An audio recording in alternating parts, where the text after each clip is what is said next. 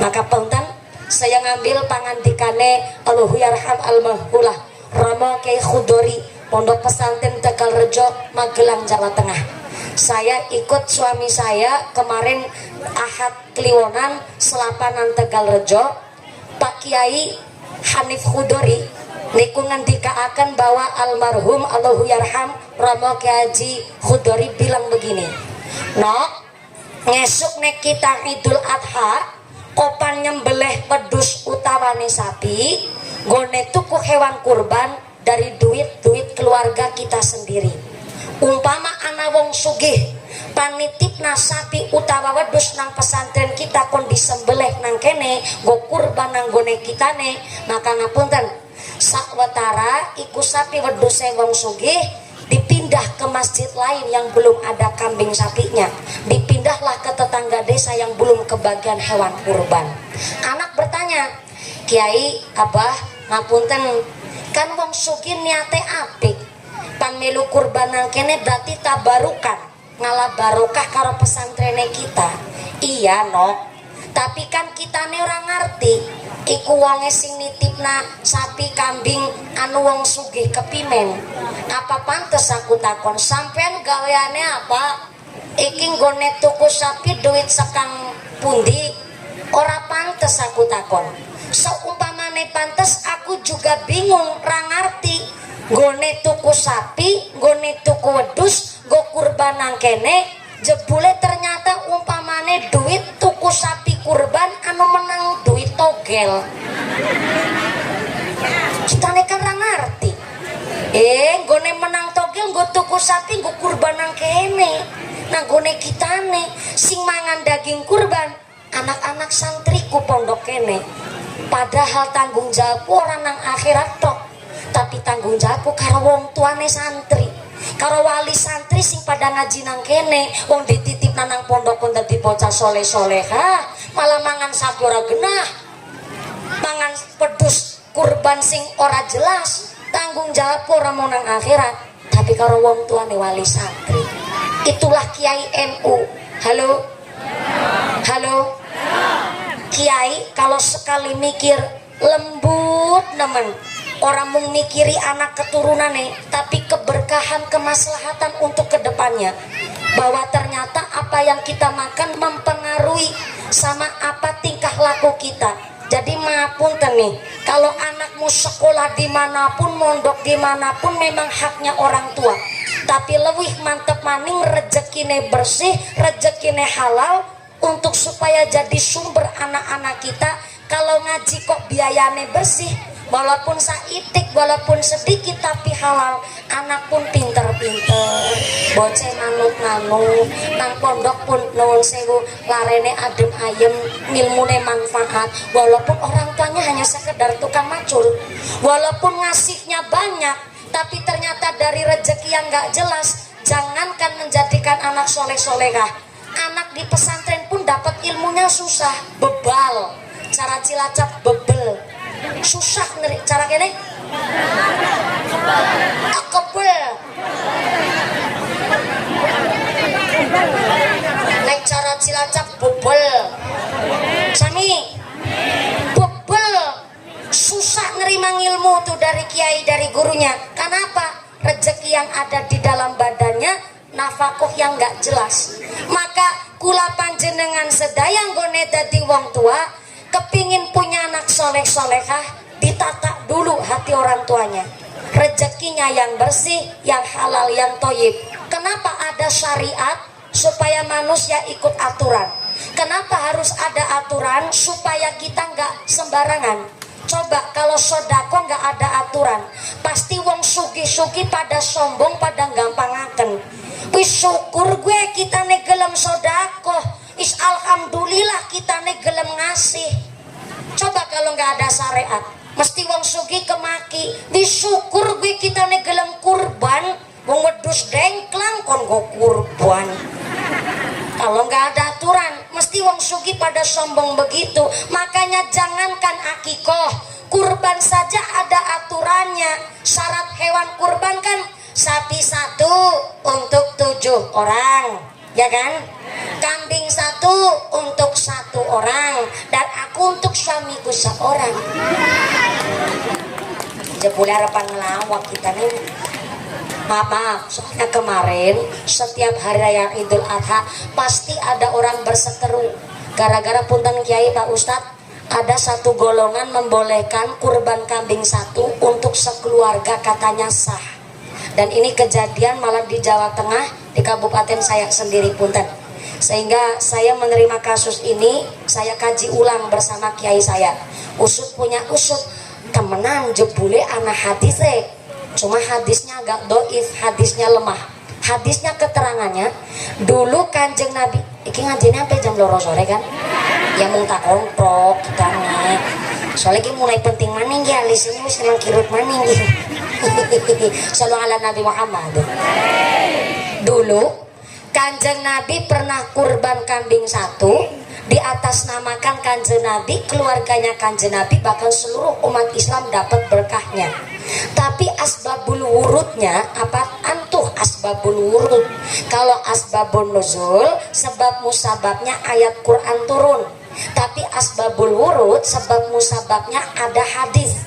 Ternyata sebabnya ada hadis keterangannya Kanjeng Nabi menyembelih kurban kambing satu di atas namakan Kanjeng Nabi dan keluarganya Kanjeng Nabi. Ternyata waktu itu Kanjeng Nabi sedang diterjang pagebluk.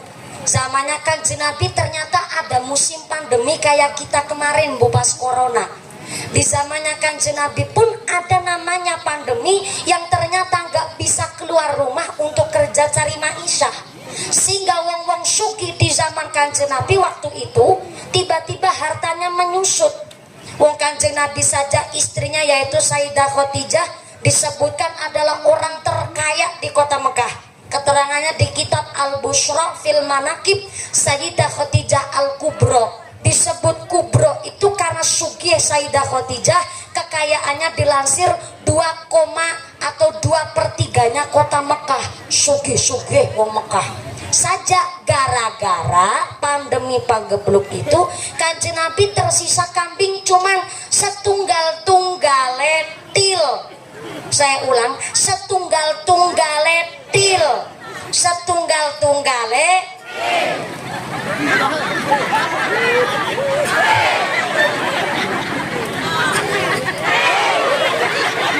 jangan gugu pental til. Oh, belum sampai ngisar wis til dingin. Kanjeng Nabi tersisa kambing cuman setunggal-setunggale. Padahal Kanjeng Nabi wong sugih, tiap kurban aja banyak hewan yang dikurbankan. Tapi gara-gara pandemi pagebluk berkepanjangan, Kanjeng Nabi mengkurbankan kambing yang cuman satu-satunya untuk menggugurkan sunah muakadahnya wong sugih nglakoni kurban di kampungnya Kanjeng Nabi waktu itu. Tapi kalau hadis niku dipraktekkan zaman sekarang kayaknya kurang pas.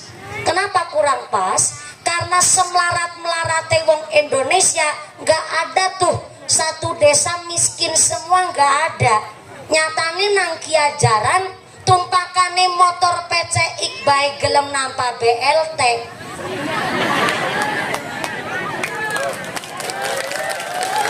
Tangan kanan kiri gelangan KP gelem nampani PKH.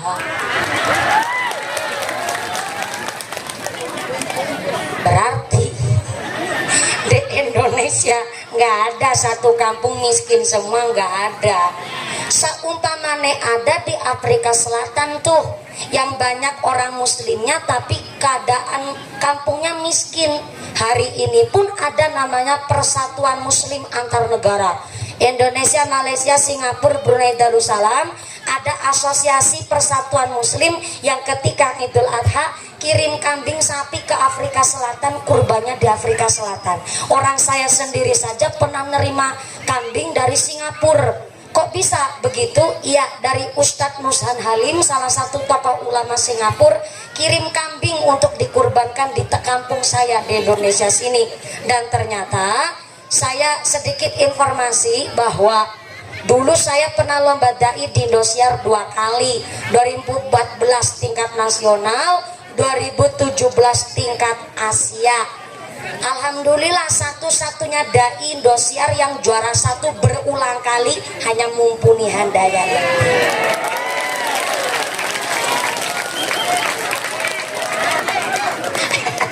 Sekali-kali pamer sama wong kiajaran. Lah gara-gara juara 1 aksi Asia itu sehingga dari Ustadz Nusad Halim Singapura DM saya di Instagram, Mbak Mumpuni, saya kepingin kurban di kampungnya jenengan, tolong saya carikan kambing 1 atas nama ibu saya binti siapa gitu. Akhirnya saya carikan kambing yang gagah tur ganteng. Ibunya tanya, emang ada kambing gagah tur ganteng? Begini syaratnya, hewan dikurbankan sehat, tanpa cacat, cukup umur, syukur yang gagah tur ganteng.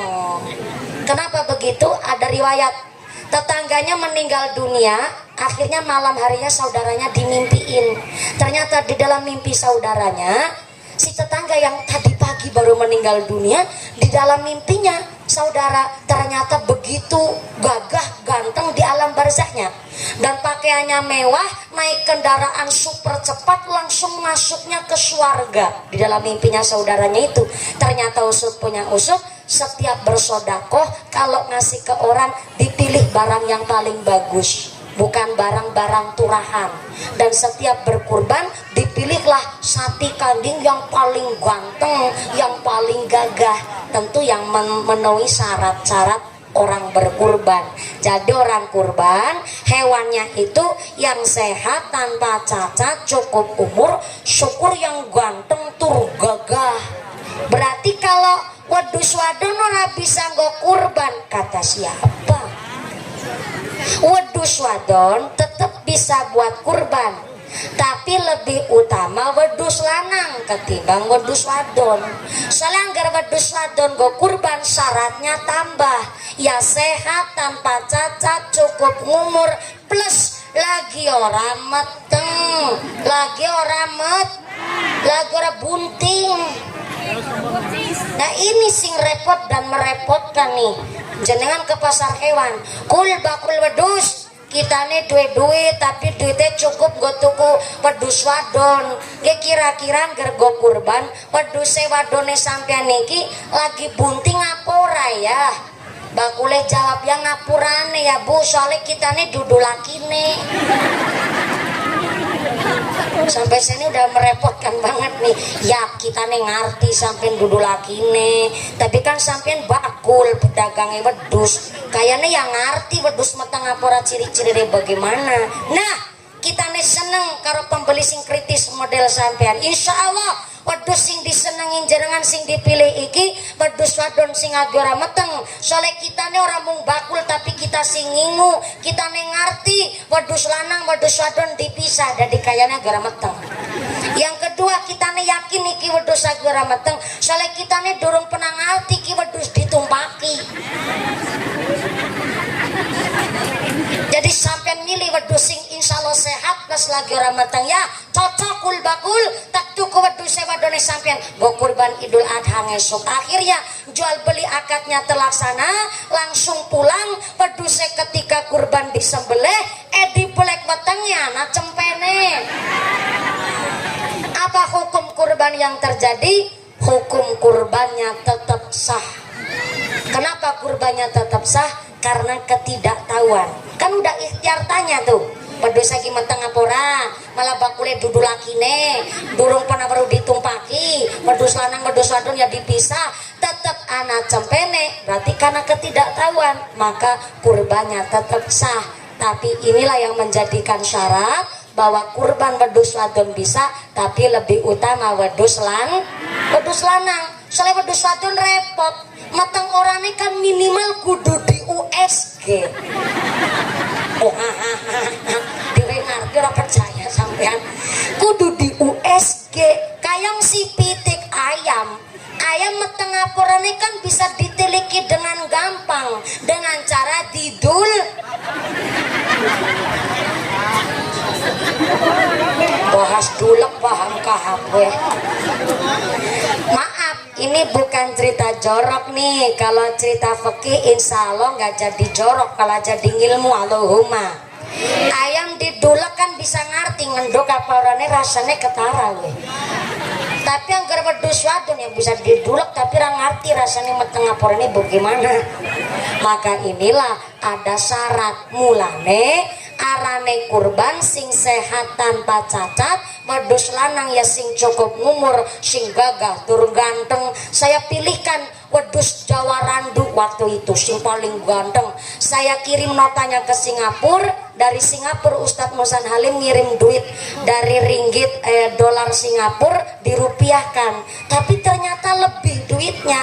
Saya bilang, Ustadz ini duitnya kelebihan. Iya, sengaja saya lebihkan supaya buat ngurusin saubo rampene, beli kantong plastiknya, ngebayarin yang nyembelihnya. Yang bener emang begitu. Kenapa di masyarakat sering terjadi mau kurban kambing satu tapi malu dititipin ke masjid, mending bawa duit orang ketang bawa 100.000 supaya dititipin ke masjid jenang ngucap sama panitianya, Pak panitia saya kurban kambing cuma satu nih, gak apa-apa Bu, tapi ini saya bawa duit 100 Pak panitia, yang 50 buat bayarin yang nyembelih, 50.000 sisanya buat beli kantong plastik sama rokok buat bapak-bapak yang ngurusin kurban. Malah baik begitu. Soalnya di masyarakat maaf nih sering kejadian yang nyembelih kambing ngucap, iki aku nggone kurban nyembelih wedhus ora usah dibayar nganggo duit, ora usah diamplopin, bayar bae nganggo ndase wedhus. Gara-gara ngucape kepingin dibayar pakai ndase wedhus, nggone motong leher sampai gulune pol. Kan akhirnya dagingnya ngintil kabeh Bu. Lah mau keluarga kebagian apa? Jadi biar afdol kurbannya seluruh isine wedhus bagikan kabeh karo masyarakat, sebelulang kulitnya pun bagekna kabeh karo masyarakat, biar yang kurban mantep dan nanti kayak kurban lebih afdol. Ora ketang gawa 50 jenengan maringi petukon rokok kanggo sing neteli, malah iku sing lebih bagus. Sampai kurban bae ana syaratnya supaya wong sugih ora semakean. Mulane kenang apa jenenge titipan rezeki ya anak bis hamil iki riyadoe wong tua. Kenapa kudu diakikoh? Karena kullu hulamin murtahanun bi aqiqatihi tutbahu anhu yaumas sabihi wa yuhlaqu wa yusamma. Namanya anak lahir ketika 7 hari umurnya, maka orang tuanya dianjurkan memotong rambutnya, memberi nama yang baik, plus disembelikan hewan akikoh. Karena kalau manusia uang kok durung di akikoh, maaf nih, berarti itu wong esinang sak jroning pegadean, belum ditebus. Maka maaf nih, ada bocor nakal banget susah diomongi, mungkin belum di akikoh. Nah bocah pun sinatan pecicilan domongnya angel senengnya mendelik enggak, diomongi senengnya melotot karo nyentak enggak, dari diperintah tuku lombok pe mendelik perintah maning lombok sih gitu mirip perintah ada di sisi delak perintah anak bocah kene kayak gitu bohong gak, bocah kene soleh kakate, bocah kene pinter ngaji be, amin Allahumma. Mungkin kalau sampai melotot mendelik kok ternyata mungkin belum diakikoh. Wis diakikoh si nakal, mungkin wong tuane kurang tirakat. Anaknya sekolah anak ngaji, mama nih puasa jemangan boy. Bocah mondok nang pesantren, orang tuanya ikut tirakat minimal habis maghrib. Bu Rose Kumalasari, anaknya disebut habis sholat maghrib dikirimin hadiah 41 kali. Hadiah apa? Hadiah Fatihah. Jadi maghrib kalau ibu-ibu langsung dibablasin ke Isya. Jangan habis maghrib malah WhatsAppnya online, malah sibuk dolanan TikTok, nganggo legging kerenggut. Anaknya sekolah, putrane ngaji, mamane ikut tirakat minimal sholat tahajud, sholat taubat, sholat hajat, mujahadah tengah malam. Ini tirakatnya orang tua. Walaupun seorang ibu rumah tangga nggak usah tirakat pun, cuma hamilnya saja disebut riadoh sama Gusti Allah. Tapi supaya anak-anaknya lebih baik, wong tuane melu tirakat aja mau sekedar meteng babaran lahir yang ngono, urip yang karep ora urip yang ngono. Wong tuane ikut tirakat, tanggung jawabnya wong tua gede. Jangankan pendidikan, jangankan rizki yang masuk kepada anak, sedangkan hanya memberi nama saja adalah pertanggungjawaban orang tua. Sampai akhirat akan dimintai pertanggungjawaban. Maka anaknya diakikoh ketika usianya umur 7 hari. Mumpuni pas lagi lahirnya pitung dina kita durung duit, lagi miskin-miskin nih, selagi pandemi pageblok corona, menggelang bentek nanti didol kabeh. Buat saya lahir pas musim corona. Tapi men mumpuni ora masalah. Yang terpenting ada niatan dari orang tua. Bareng wis bujang, tahu bujang nggak? Perjaka. Anak udah sampai perjaka, wis brengosen gue. Bregok pengisor dhuwur. Anaknya wis gadis perawan, wong tuane belum bisa mengakikoh. Si anak kerja cari duit sendiri, beli kambing sendiri untuk mengakikoh dirinya, itu sah. Tetap gone mengakikoh di atas namakan orang tua yang mengakikoh anak. Soalnya Kanjeng Nabi pun ketika akikoh belum mengakikoh dirinya sendiri karena sang bapak telah wafat meninggal dunia sebelum Kanjeng Nabi lahir. Maka ketika anak sudah meninggal dunia pun orang tua mengakikoh karena mampu, silahkan dilaksanakan. Contoh nih, belum umur 7 hari si bayi udah meninggal, tapi orang tuanya mampu mengakikoh, tetaplah dilaksanakan akikohnya. Karena kelak di akhirat orang tua yang mengakikoh almarhum anaknya akan berubah menjadi syafaat pitulungan kanggo wong tuane.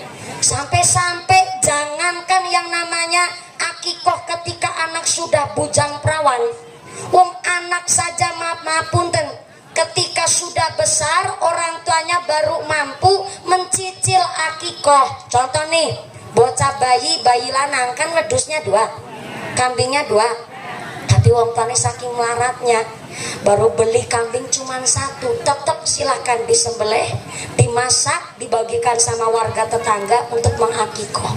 Besoknya lagi tahun depan wedus siji maning dicicil sampai boleh, dan itu sah.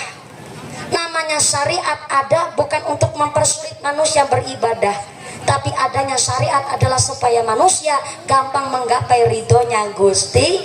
Gak ada agama Islam ini ibadah supaya mempersulit, gak ada. Semuanya dipermudah untuk menggapai ridhonya Gusti.